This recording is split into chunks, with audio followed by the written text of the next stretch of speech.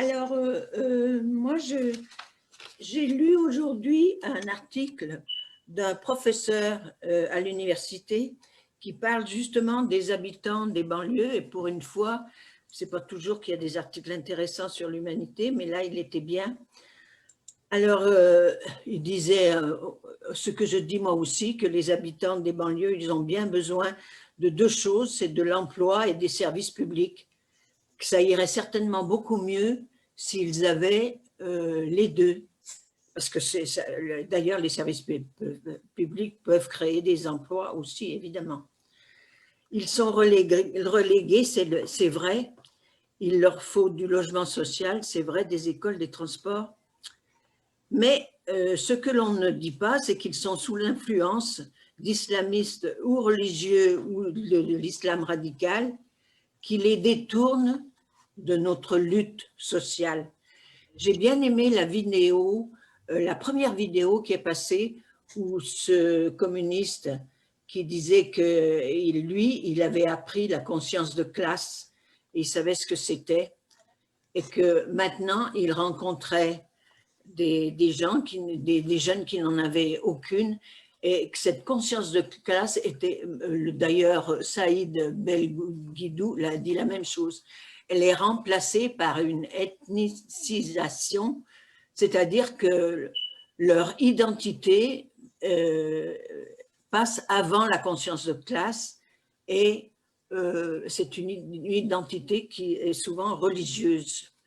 Moi, j'ai été DDEN dans les écoles de Vaux-en-Velin et j'ai vu le dégât de ce qu'a fait l'islamisme dans les banlieues. Il ne faut pas être dans le déni, il faut bien le voir, n'est-ce pas? Lorsque j'étais dans des classes, et puis une fois, il parlait de Zidane, tout ça, je sortais de la classe que j'avais observée, j'avais vu les enseignants, tout ça, et que j'avais une nuée de gosses qui venaient me montrer la sortie, et qu'ils me parlent de football et de Zidane, et là, je me dis, mais tu sais, moi, Zidane, il est arabe, moi, il est musulman, comme moi je suis musulman. Les enfants disent qu'ils sont ou tunisiens, ou marocains, ou etc., et puis musulmans avant d'être français. L'identité française, elle n'arrive pas dans l'énumération qu'ils ont. Des enfants, hein, des élèves, c'est ce que j'ai constaté en tant que DDEN.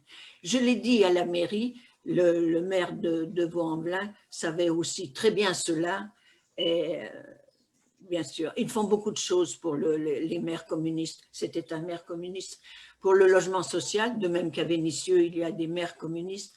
Mais enfin, cet islamisme, il ne faut pas le nier.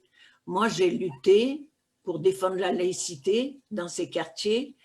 Et lorsque nous avons commencé à lutter, je suis une laïque, et lorsque j'ai commencé ma lutte dans ces quartiers avec d'autres, hein, eh bien, on remarquait bien que, comme disaient les laïques musulmanes, qui étaient, pas musulmanes, les laïques ou algériennes, ou etc., qui étaient avec nous, elles disaient, ben, nous, on passe dans les logements, mais les islamistes, les prêcheurs, sont passés avant nous. Eux, ils ont été plus militants que les communistes. Et là, ils ont fait du dégât. C'est tout à fait vrai. Alors, je me demande comment on pourrait faire. Eh ben, c'est par l'éducation populaire, je pense, qu'il faut contrer cet islamisme par reprendre notre travail de communiste avec l'éducation populaire. Et on l'a quand même un peu laissé, même si on en faisait beaucoup. Pourquoi? Parce que nous sommes beaucoup moins nombreux, il faut dire ce qui est. Notre premier travail, je crois, ça serait d'essayer de requinquer les troupes du Parti communiste qui sont bien faibles, hein, et qu'il faudrait qu'on reparte à la conquête complète de ces quartiers et pour les restructurer et leur parler de conscience de classe plutôt que d'identité, quelle qu'elle soit d'ailleurs. Hein. Les repolitiser et leur parler de conscience de classe. Voilà. Merci Mireille. Après, il y avait François. François, je te cherche. Voilà, je t'ai trouvé. Ouais. Voilà. Bonsoir tout le monde. Alors, quelques remarques par rapport à ce que disait Saïd dans son propos, qui était très intéressant. Je trouve que effectivement, malheureusement, y compris dans les classes populaires, dans le grand arc qu'il a donné, hein, donc, de l'auto-entrepreneur, de l'ouvrier jusqu'au cadre supérieur, le problème, c'est que tu es toujours le riche de quelqu'un. Et les gens, c'est ça. Alors que dans les années 70, tu n'avais pas ça, mais depuis l'avènement de tapis, bah, tu as eu une cassure dans la classe ouvrière qui a fait qu'on a encore plus opposé les gens les uns aux autres. Et puis, il y a une chose au-delà du phénomène religieux qu'il faut analyser aussi, c'est une montée de l'individualisme qui a touché aussi nos quartiers. Puis tout le monde, beaucoup, d'une part, se croyant riche en devenant auto-entrepreneur ou en tenant les murs et en te regardant d'un air bizarre en te disant de toute façon, je gagnerai en une journée ce que toi, tu gagnes jamais en un mois. Et c'est le problème. Et puis, parallèlement à ça, il ne faut pas oublier les nouvelles migrations et le poids de l'illettrisme dans nos quartiers aussi. Pour les adultes, je parle. Je ne parle pas pour les enfants, parce que des enfants, il y a l'école, mais il y a beaucoup aujourd'hui de... Alors, je ne sais pas s'ils sont nouveaux habitants ou pas, mais des gens qui ont des problèmes avec la langue, que ce soit oral et encore pire pour l'écrit. Et je pense que quand tu arrives à maîtriser la langue, tu as déjà gagné quelque chose par rapport à la lutte et par rapport à tout ça, quoi. Et je pense que malgré ce qui est fait dans les centres sociaux par rapport aux ateliers pour apprendre le français, tout ça, c'est malheureusement une goutte d'eau par rapport aux besoins des gens, quoi. Et, et, et c'est un vrai problème que les gens ne... Et ça va s'accentuer encore plus avec la fracture numérique, puisque d'ici 2 ans, toutes les démarches administratives devront être faites par Internet, quoi. Et ça, c'est compliqué. Alors, à Vénissieux, on a un écrivain public numérique. Il est débordé, hein. Mais je veux dire, je pense qu'on parlait d'éducation populaire, mais je pense que c'est des choses qu'il faudrait, bon, que ce soit par le parti ou par d'autres structures, mais qu'il faudrait multiplier par 10 ou par 100 pour vraiment répondre aux besoins de la population, parce que qui dit maîtriser la langue et l'écrit, tu maîtrises aussi ce que font tes enfants. Donc ça, c'est important aussi. Je pense que c'est un phénomène qu'on voyait moins il y a quelques dizaines d'années, quoi. Et il y a des nouvelles migrations qu'il faut prendre en compte, qui viennent aussi du Maghreb, hein, pas forcément de l'Est européen, même s'il y en a un peu plus qu'avant. Et, et je pense que c'est ça, si on veut éviter la cassure entre les différents segments de la population, parce que moi j'ai été employé, mais je me suis toujours senti, j'ai pas vu de différence avec les ouvriers, quoi. Alors que même dans le salariat, tu avais la tendance il y a 30 ans de casser la relation entre les ouvriers et les employés en disant que, mais quand tu vois les conditions de travail et les conditions de rémunération, il n'y a rien de vraiment différent, quoi. Voilà, j'arrête là, mais je pense que l'individualisme et l'illettrisme, c'est un truc que le parti doit prendre en compte, y compris dans la communication qu'on peut avoir, parce que quelqu'un qui ne sait pas lire, il lira pas plus un tract qu'autre chose, quoi. Voilà. Merci François. Après, il y avait donc, sous le nom de Tatou, quelqu'un à vous, je ne sais pas qui, donc je donne le micro à vous. C'est Lucas. Oui, bonsoir, bonsoir toutes les camarades. Déjà, merci pour l'intervention, pour l'exposé des trois intervenants. Et je voulais un peu rebondir à ce qui avait été dit. Nous, on souffre d'un problème en particulier à Vanvelin, c'est-à-dire que le score du parti en tant que tel se concentre, on va dire, sur les quartiers plutôt résidentiels ou pavillonnaires. C'est-à-dire que les quartiers les plus populaires de nos villes, au fait, ne consentent pas le vote communiste. Ou lorsqu'il y a un vote, on va dire, dans ces quartiers, pour, bon, j'aime pas trop le terme parce que ça veut absolument tout et rien dire, c'est un tout sans nom, de gauche, de transformation sociale, par exemple, c'est lié à une personne. C'est lié à la personne, par exemple, de Mélenchon. Donc ça rentre pleinement dans le jeu de la Ve République, donc la personnalisation de la vie politique. Hein. Parce qu'on voit que dans un bureau de vote, à Vanvelin, Mélenchon fait 58% au premier tour, la dernière municipale. Pour ce qui en est après des élections qui suivent, législatives, régionales, eh ben, ces personnes qui se sont déplacées ne se déplacent plus pour aller voter. Voilà. Donc ça, c'est une vraie question. Et deuxièmement, effectivement, la conscience de classe et ses délités. Mais pourquoi? Qu'est-ce qui faisait le ciment? C'était le fait qu'il y avait quand même de l'emploi. À un moment, il y avait quand même des grandes centrales industrielles. Je veux dire, avant Vanvelin, on avait la TASE auparavant. La destruction de l'emploi, effectivement, va entraîner une perte de la conscience de classe. Non. Donc, je pense que alors je l'ai pas vu. Le principal frein à ça, justement, c'est le fait que le premier problème dans ces quartiers, c'est l'emploi. Ah ben, bien évidemment qu'il y a des formes de solidarité qui se développent, on est d'accord, et parfois des formes de solidarité qui sont portées par des éléments extrémistes.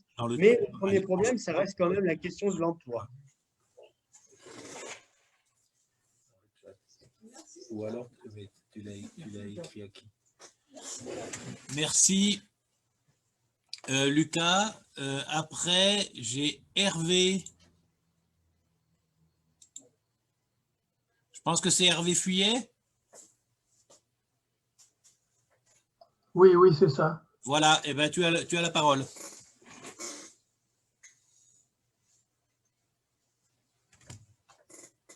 Ah, non, alors attends, excuse-moi.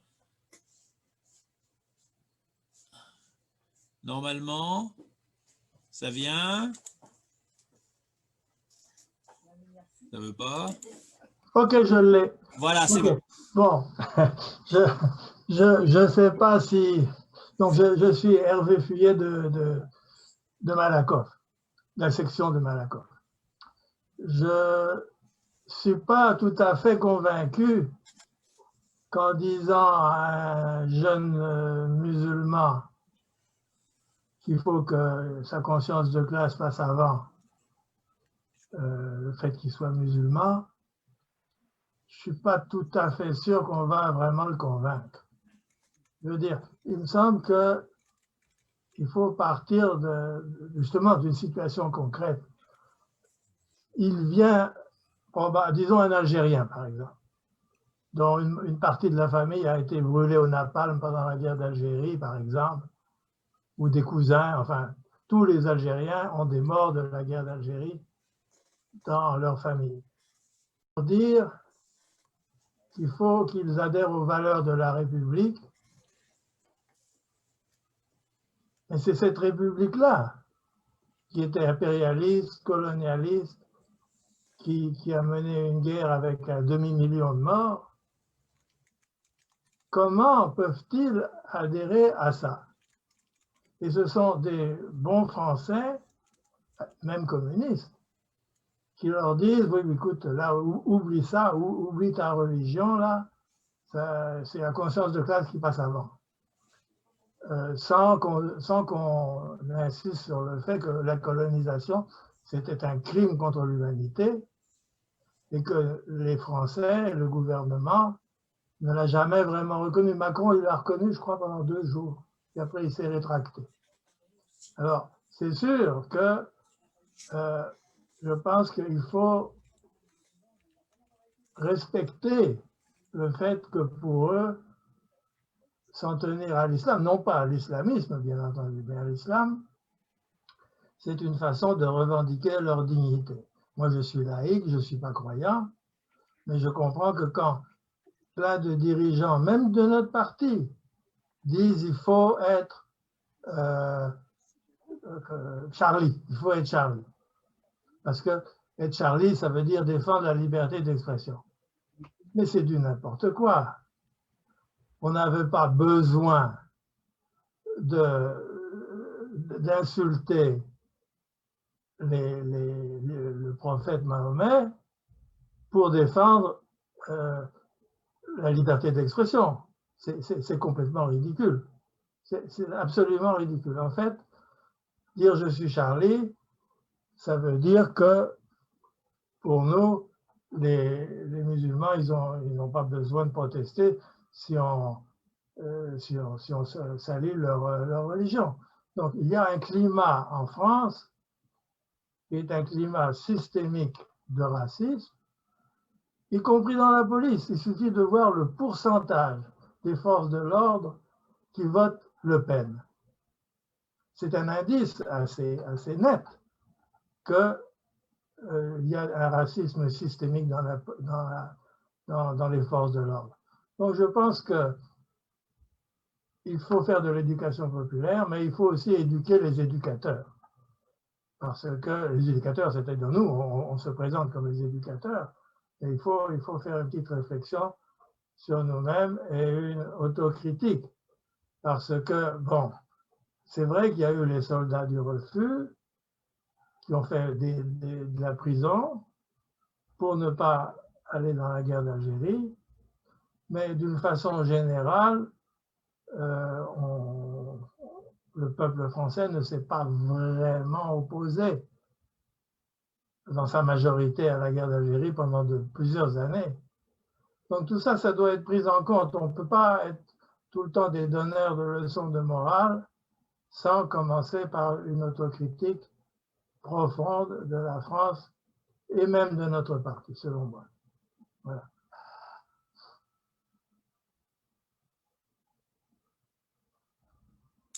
Donc après, il y a Valérie qui est ici, à qui je donne la parole.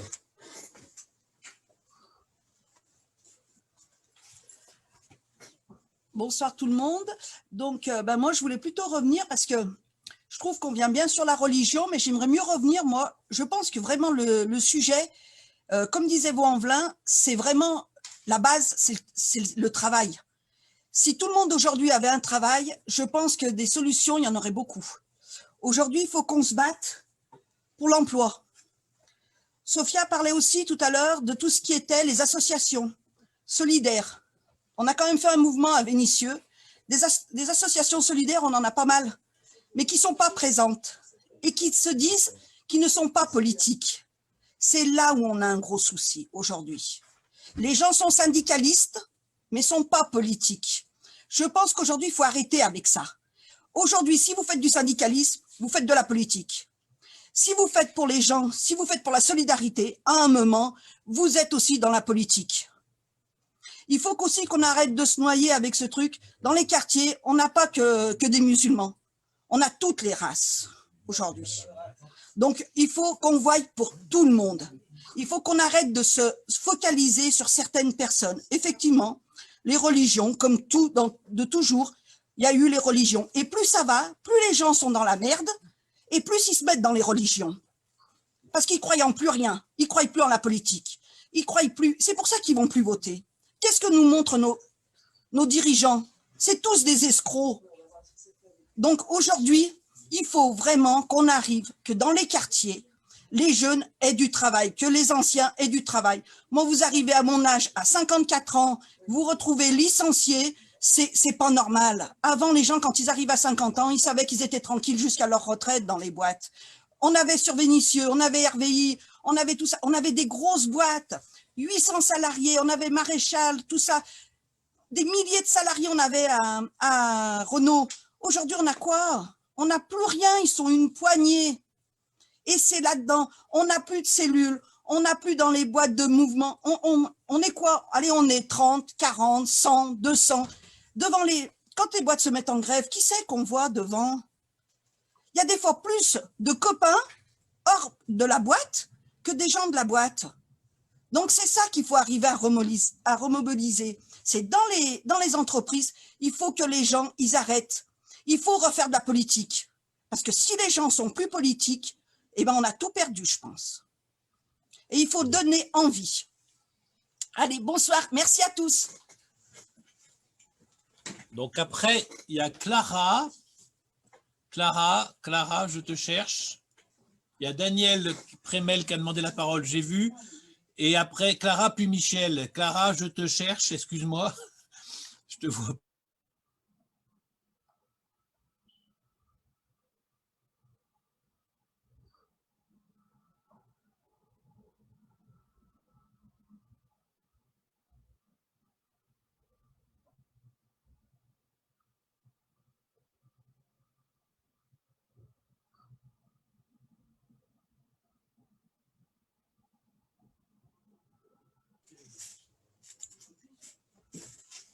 Oui, c'est bon là. Voilà. Merci Pierre-Alain. Déjà, je voulais remercier les camarades pour l'organisation de ce débat parce que je pense que c'est un débat précieux et qu'on n'a pas assez dans le parti.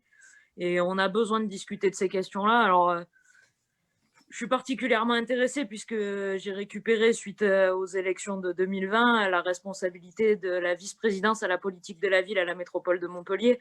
Et donc, c'est un sujet qui me touche particulièrement et je crois que je prends conscience d'un certain nombre de choses et notamment du désengagement profond de l'État sur les actions en direction de ce qu'on appelle, nous, les quartiers populaires et ce qu'eux appellent les quartiers politiques de la ville.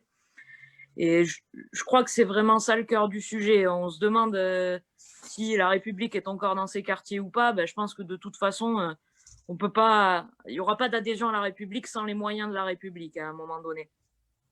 Et je crois que c'est ça qu'il faut qu'on porte, les collectivités locales, et on est quelques élus là à le savoir. On ne peut pas supporter seul les choix politiques qu'il y a à faire, à la fois sur l'ensemble de nos communes, mais particulièrement sur nos quartiers populaires. Aujourd'hui, ce qui se passe, c'est qu'on subventionne des associations qui font un travail formidable et sans lesquelles je ne sais pas où on serait aujourd'hui. Mais en fait, ces associations font un travail avec des bouts de chandelle qui mériteraient un vrai engagement de service public et qui du coup sont aujourd'hui pas à la hauteur. Et ça, on n'a pas de solution aujourd'hui, à part de réclamer plus fort et à plus nombreux encore des moyens de l'État. Et ça va aussi sur les questions qui ont déjà été évoquées, mais de rénovation urbaine, où aujourd'hui, en fait, les projets en rue sont peu financés, mal financés ou sous des conditions qui ne nous conviennent pas et qu'on a du mal à travailler. Et c'est des sujets sur lesquels je crois qu'on a besoin d'une vraie volonté politique et d'une vraie parole communiste. Et je ne reviens pas sur ce qu'ont dit les camarades, mais l'emploi, c'est évidemment le cœur du sujet. Mais je crois que sur vraiment toutes les questions, on a besoin d'un engagement bien plus fort de la part de l'État qui aujourd'hui se repose beaucoup trop sur les collectivités locales. Merci. Merci. Bonjour à tous. Effectivement, Daniel Prémel, je suis adjointe dans le 18e arrondissement sur mémoire et éducation populaire. Alors, on a un peu parlé d'éducation populaire, mais effectivement, je pourrais dire que c'est un point important de l'associer à la mémoire et on fait un travail, on est en train de faire un travail sur la mémoire ouvrière qui me semble être aussi pour les jeunes comme les moins jeunes et les plus anciens, une façon de parler de leur origine commune. Ils ont travaillé à un moment donné sur les mêmes métiers dans un même arrondissement. Donc, ça serait long à vous en parler. Donc, c'était un premier point pour me présenter. Le deuxième, l'intervention que vient de faire la maire de Vénissieux, je la partage entièrement. Il se trouve qu'effectivement, les cellules, je partage le fait qu'on doit remettre en place les cellules parce que c'est le moyen aussi de pouvoir venir, et des cellules beaucoup plus ouvertes. Nous avons pu faire dans le 18e, puisque je suis le quartier de la Chapelle, qui est un quartier qui est plus proche effectivement de la banlieue et des problématiques, en tout cas, qu'on peut appeler les problématiques effectivement des quartiers populaires. Cette cellule a réussi on a pris dans un premier temps toutes les personnes qui étaient communistes et celles qui étaient simplement sympathisantes qu'on avait rencontrées lors des diffusions que nous faisons tous les dimanches.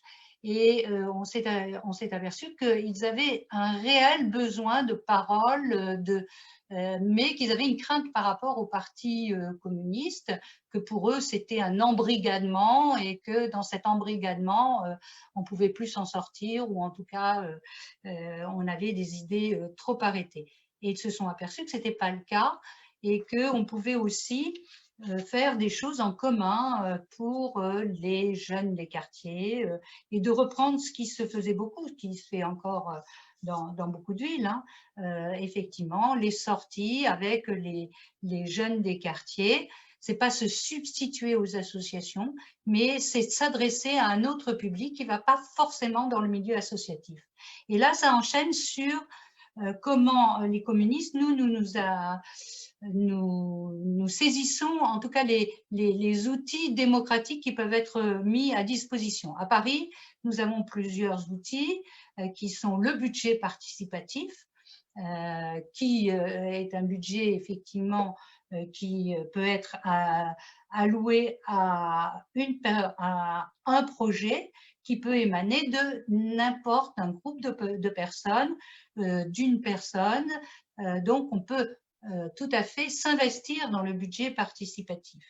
Or, en fait, les communistes, on s'est très peu investi dans le budget participatif, ce qui fait que petit à petit, cet outil qui pouvait être un outil réel pour apporter au quartier des changements, est devenu pour la ville aussi un outil de déplacement, c'est-à-dire ce qu'elle ne pouvait pas faire, c'était finalement les services qui suggéraient les projets pour pallier, par exemple, au manque de toilettes dans telle école, ce qui n'était pas l'objet du budget participatif.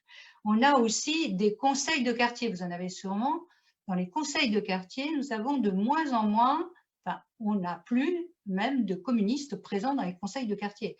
Et donc, dans cette force aussi, qui pourrait être une force, qui ne l'est pas malheureusement aussi forte qu'on le voudrait, cette force n'est pas utilisée par les communistes pour faire des changements. Entre autres, en ce moment, nous parlons aussi du PLU. C'est quand même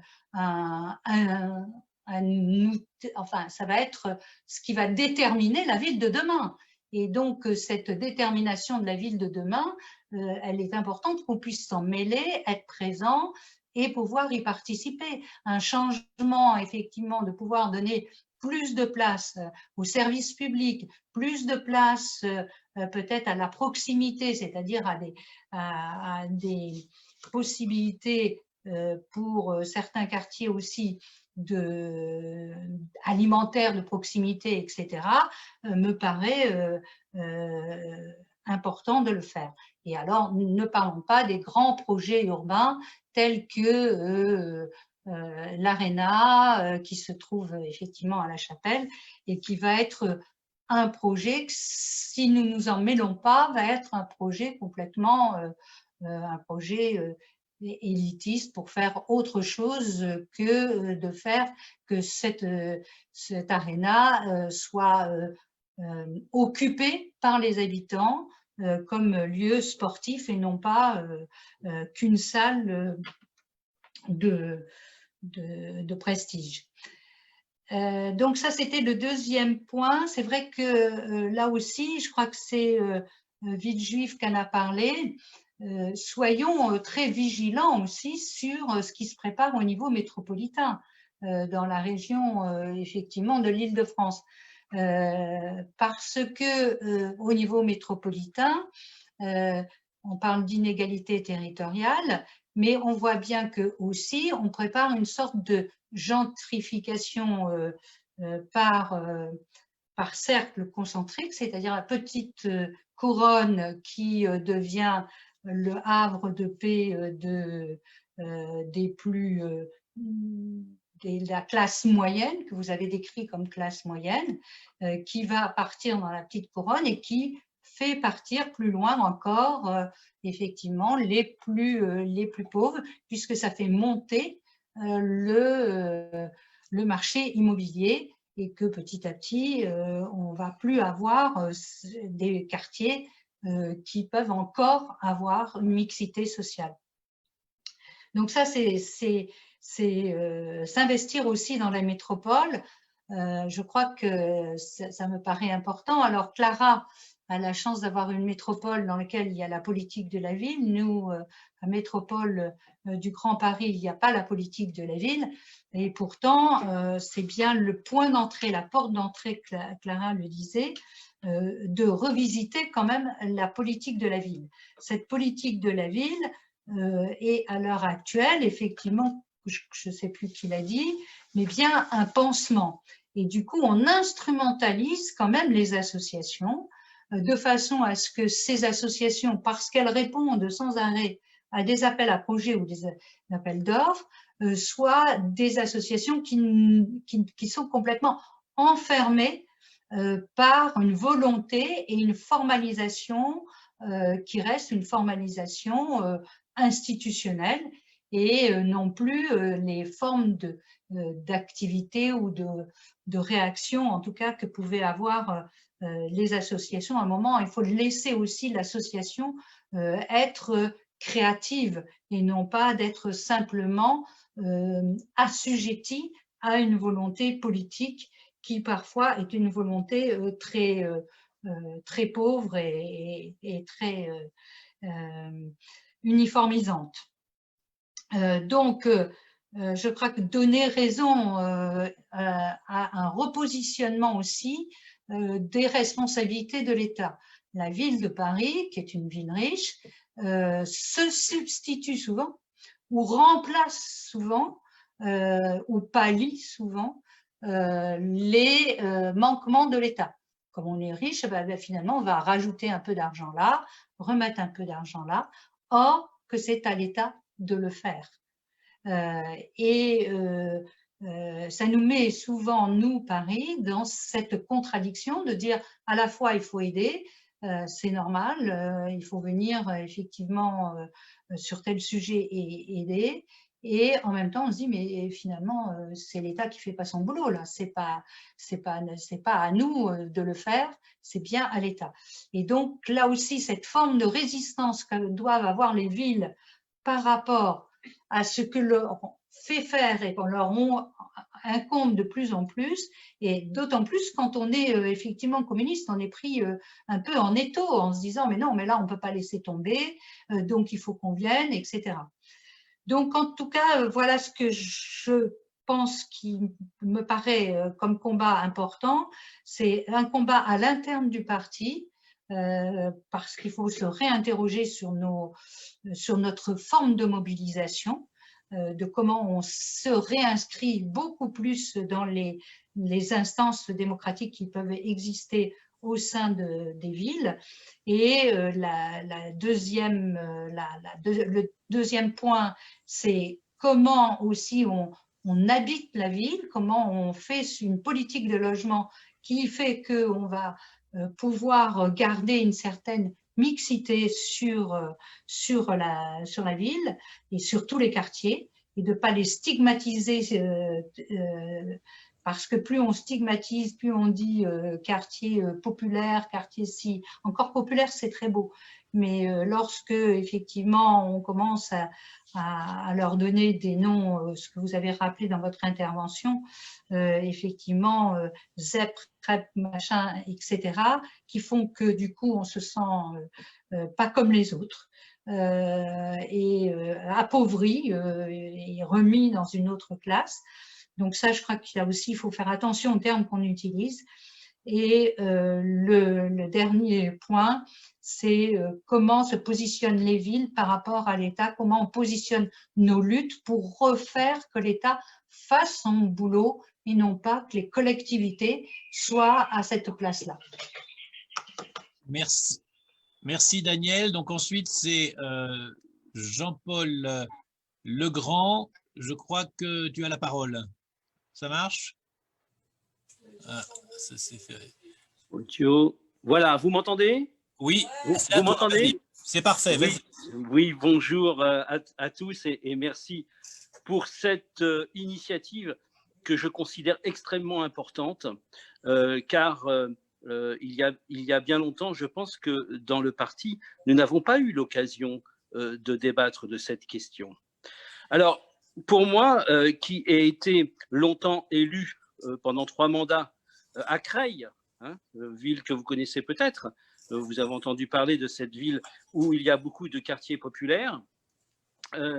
Évidemment, je ne pouvais pas ne pas m'intéresser à cette émission de ce soir. Je crois que... Vous m'entendez? Parce que tu as l'air de... Non, non, non, je t'entends bien, mais il y a bon, quelqu'un... d'accord, c'est parce que... Je réponds au chat. Vas-y, vas-y, vas-y. Ah, d'accord, très bien. Alors, donc, je crois qu'il faut que nous revenions à l'introduction qui avait été faite par notre ami sociologue dont j'ai oublié le nom, mais qui est tout à fait intéressante, car effectivement, ce qui s'est passé depuis, disons, les années 70, c'est une modification profonde dans le salariat, avec une augmentation considérable du salariat. Et cela, en même temps qu'il a été éclaté et divisé. Et là, je rejoins ce que disait, c'est Madame Picard, c'est son prénom, je ne sais plus comment c'est Michel, je crois. Michel Picard, hein, qui soulignait bien cette question.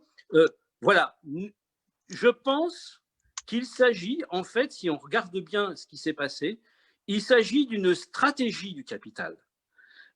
Si nous devons faire une analyse de ce qui s'est passé, c'est une stratégie du capital non seulement pour surexploiter les travailleurs, mais une stratégie aussi idéologique. C'est-à-dire qu'on a mis tous les moyens pour en fait faire croire aux salariés qu'ils n'avaient pas des intérêts communs pour les diviser et pour les séparer en quelque sorte. Donc, et pour quelle raison? Eh bien parce que tout simplement, je crois que nous sommes dans une phase objective de l'histoire de l'humanité qui fait que nous pouvons construire, et nous avons tous les moyens de construire une autre société, mais qui remettrait totalement en cause le capitalisme. Les forces productives aujourd'hui sont tellement puissantes qu'elles rentrent totalement en contradiction avec la domination de ce capitalisme. Et c'est les dirigeants capitalistes en ont conscience. Le problème, c'est que nous, les travailleurs, les salariés, nous n'avons pas cette conscience de classe suffisante. Et il faut la reconstruire. Évidemment, c'est dans d'autres conditions qu'auparavant, puisque, comme le disait le camarade sociologue, les choses ont complètement changé. Alors, ça nous pose la question, évidemment, du Parti communiste. Ça nous pose la question de l'organisation du Parti communiste. La cellule est très certainement, je dirais, un lieu de vie, de rencontre, de solidarité extrêmement important. Et c'est parce que nous avions abandonné cette analyse de classe que nous avons abandonné l'organisation. Et j'en veux beaucoup, je le dis franchement, j'en veux beaucoup à la direction du parti à partir de Robert Rue, qui a remis en cause complètement l'organisation en cellules, qui est en fait le lien dialectique, le lien qui permet d'être avec les gens. Alors je ne dis pas que nous avons perdu cela partout, mais vous le savez très bien, mes camarades, nous l'avons perdu dans beaucoup d'endroits. Il nous faut reconstruire ces espaces de solidarité, ces espaces de convivialité, mais aussi ces espaces d'éducation populaire. Il y a une camarade qui parlait tout à l'heure de l'éducation populaire. C'est fondamental. Comment voulez-vous effectivement expliquer à nos jeunes qui sont d'origine, par exemple maghrébine, la lutte héroïque de nos camarades communistes en Algérie? Je me souviens d'avoir rencontré un camarade comme Henri Alleg, mais ce sont des gens formidables. Il faut en parler à nos jeunes. Il faut leur montrer ce qu'a fait le Parti communiste pour que cesse cette guerre en Algérie. Ça, ce sont des questions de fond. Nous ne pouvons pas agir si nous ne revenons pas non plus sur la belle et grande histoire du Parti communiste. Nous avons cela en héritage, nous devons le porter et c'est aussi une source très importante d'éducation populaire. Revenir à notre histoire, c'est très, très important. Mais ce n'est pas cela qui sera suffisant. Je dirais ça ne sera pas suffisant. Il faut également qu'aujourd'hui, nous organisions des espaces où des gens de différentes catégories sociales du salariat puissent se rencontrer. Et là, il y a, je dirais, des terrains d'action, et il y a une camarade qui l'a dit tout à l'heure, par exemple, les terrains d'action pour les services publics, pour l'hôpital public, pour l'école. Nous avons la possibilité de rencontrer, et il y a aussi un autre camarade, c'est celui de Villejuif, qui parlait de comment ils ont fait la reconquête. Eh bien, ils ont fait la reconquête pour une part dans leur ville, ils ont fait la reconquête sur ces batailles pour le service public. Donc, je crois qu'aujourd'hui, il nous faut revenir à cette question essentielle, et j'espère que le Congrès va le permettre, la question fondamentale d'avoir un parti avec des cellules, et que les cellules, c'est la prunelle de nos yeux, c'est le rapport que nous avons au peuple. Et c'est comme ça, avec la cellule, qu'ensuite, lorsque nous nous réunissions et lorsqu'on se réunit en cellule, je dis lorsque nous réunissions parce que moi, j'ai plus de cellules. Moi, maintenant, je suis à Albi, et à Albi, il n'y a plus de cellules, il y a une section. Bon, j'espère qu'on va pouvoir reconstruire des cellules. Mais c'est le lien où au niveau du quartier, au niveau de l'entreprise, on va décider des actions qu'on va mener en direction des différentes catégories, en direction de l'entreprise, en direction des institutions. La camarade qui disait tout à l'heure qu'on pouvait intervenir dans les structures démocratiques qui existent encore, et heureusement, eh bien oui, c'est dans la cellule qu'on doit le décider, ça. Et je pense que nous avons un travail énorme à faire pour aller dans cette direction. Voilà, je vous remercie. Merci Jean-Paul. Alors, Jeannot, t'es parti? Alors, je suis désolé parce que Céline, j'ai dit que j'avais oublié, mais je l'avais bien réinscrite. Je ne sais pas si elle n'a pas compris. En tout cas, apparemment, elle n'est plus présente. Jeannot, t'es plus là? Donc, alors, Robert Kissous, je te cherche. Oui, ben c'est voilà, mais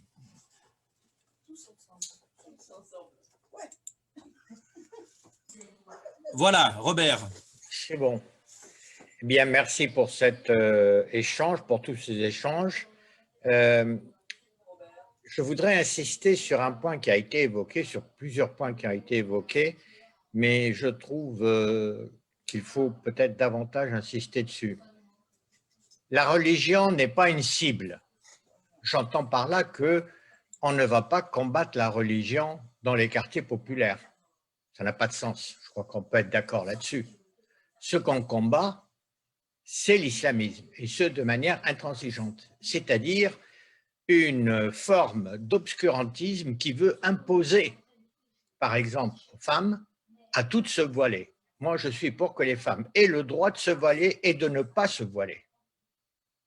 Ceux qui veulent les obliger toutes à se voiler, c'est un exemple, hein, uniquement un exemple, ça n'est pas acceptable. Il faut se battre pour qu'il y ait cette liberté d'appréciation. Mais, pour autant, il faut donner la possibilité aux personnes qui pratiquent une religion, même de manière évidente, voyante, qu'elles puissent participer aux activités politiques sur un pied d'égalité. Par exemple, une femme qui porte le foulard, peut-elle être sur une liste de conseil municipal? C'est des choses qui ne sont pas acceptées par tout le monde, hein. Tout ceci pour dire qu'on ne peut pas simplement en appeler à l'unité sans prendre en compte, et avec le constat qui a été fait, je suis tout à fait d'accord avec tous les constats qui ont été faits, mais on ne peut pas simplement s'en arrêter au constat, il faut savoir comment on va résoudre le problème des fractures sociales. Il y a déjà, par exemple, la loi sur le séparatisme qui arrive, qui est faite par Macron. Elle ne peut pas être négligée. C'est absolument impossible. La négliger signifierait qu'on laisse la stigmatisation sur les populations issues de l'immigration. Ces populations issues de l'immigration, elles sont un peu l'histoire de l'impérialisme français, si je puis dire. Hein. Ce n'est pas du hasard. Hein. Ce n'est pas du hasard si énormément de Turcs se retrouvent en Allemagne, et ce n'est pas du hasard que le Maghreb se retrouve surtout en France, si je puis dire, hein, pour résumer brutalement. C'est cette histoire-là qui existe, qui est réelle, et elle a des retombées. Ces retombées en particulier, c'est une forme de repoussoir contre ces populations. En particulier, on ne peut pas oublier la question des violences policières et des discriminations et du racisme. On ne peut pas simplement parler avec ces populations des questions sociales. Il faut parler de ce qui les touche dans leur vie quotidienne, en dehors de ça aussi, qui leur sont des questions qui sont spécifiques. Et ces questions spécifiques, c'est les questions du racisme et des violences policières. Je ne sais pas chez vous, dans vos quartiers, dans vos villes, mais là où je suis, les manifestations de lutte et de protestation contre les violences policières qui étaient organisées par le comité Adama Traoré à Paris ont eu leur résonance dans notre ville. C'était essentiellement des jeunes. C'était des manifestations énormes de jeunes.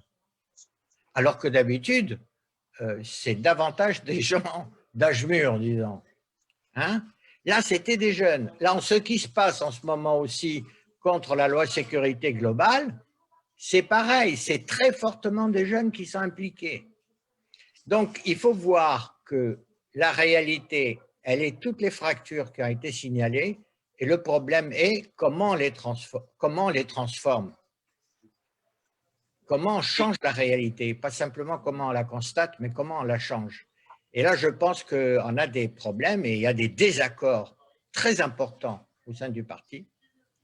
Ces désaccords-là ne peuvent pas être traités à la légère parce qu'elles correspondent à des problèmes de fond et à des attitudes de fond, notamment à l'égard d'une partie des couches populaires. OK.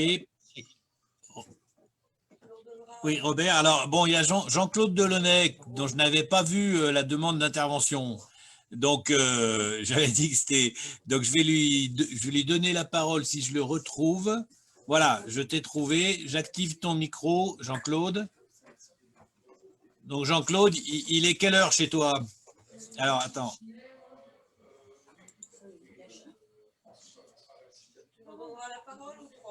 Et je redonne la parole. Voilà. Est-ce que c'est bon, Jean-Claude?